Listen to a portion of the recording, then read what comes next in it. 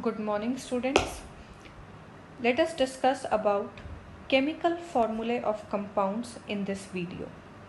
So the chemical formula of compound is a symbolic representation of its composition, or it can also be defined as the shorthand representation of the name of a molecule in terms of its symbol. For example, the formula of water is H2O, the formula for calcium oxide is CaO, the formula for ammonia is NH3, the formula for potassium sulfate is K2SO4. So these are some of the examples of chemical formulae. Now we have seen that in the molecules the atoms are combined with each other. Different elements have different combining capacity of their atoms, and this is known as valency. The exact picture of valency will be clear only in the next chapter, that is on the structure of atom. However, it may be defined as the combining capacity of an element. Now the valency can be thought of as a hands or arms of a particular atom. For example, if we talk about humans, we have two hands. It means our combining capacity to hold things is 2, which means we have valency 2. So in the same way, all the elements have their valencies. All the elements have some specific valencies. Now in this table, the valencies of first 18 elements are given to you.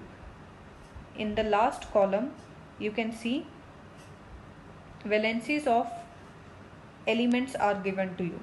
Here you can see that the valency of hydrogen is 1. The valency for helium is 0, lithium is 1, beryllium is 2, and so on. So this table is very important. You have to memorize the valencies of first 18 elements from this table. This table is also given in your book in chapter number 4. So this table is very much important, and all of you have to learn these valencies of first 18 elements. It is very much important. Now these are the valencies of some polyatomic ions. Polyatomic ions we have discussed in our previous video, which is the ions formed from group of atoms and carrying either positive or negative charges. So these are the polyatomic ions. Here you can see their symbol and their valencies. For example, if we talk about sodium, this positive 1, if something is not written, it means it's 1. So the valency for sodium is 1. Here in ammonia, you can see NH4 positive 1. So positive 1 is the valency for ammonium. Similarly, if you see the case of sulfate, the formula is SO4 2 negative. So this 2 negative is the valency for sulfate. Similarly, in case of phosphate, the valency for phosphate is 3 negative. In case of oxide, you can see the valency is 2 negative. So this table is also very important. You have to memorize these also.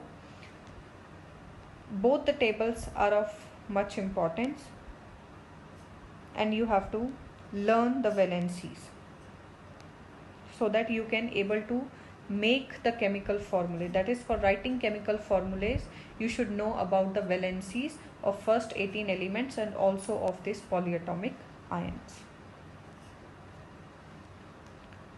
Now let us see the concept of writing chemical formulae. So there are some kind of rules to write the chemical formulae. Let us discuss them first. So the first is the valencies or charges on the ions must be balanced.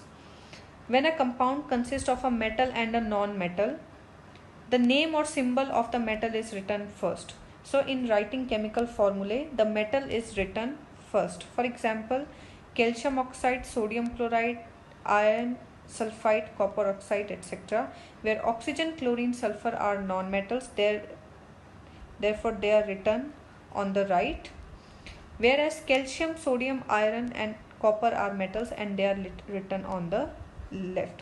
So firstly you have to write the metal and then you have to write the non-metals. Now in case with polyatomic ions, the ion is enclosed in a bracket before writing the number to indicate the ratio. So if we are making any compound with polyatomic ions, then these polyatomic ions should be enclosed in a bracket. So in the next video, we will see how to write a chemical formula. We will follow these rules to write the chemical formula, and we'll see that how we can write the formulas of the compounds. So that's it for this video. This valency is very much important. I am again repeating it. To write the chemical formula, you should know the valencies of the first 18 elements and also of the polyatomic ions. So you have to memorize them well, and the exact picture will be clear to you in the next chapter about the valency. So firstly, you have to learn the valencies of the elements. Thank you.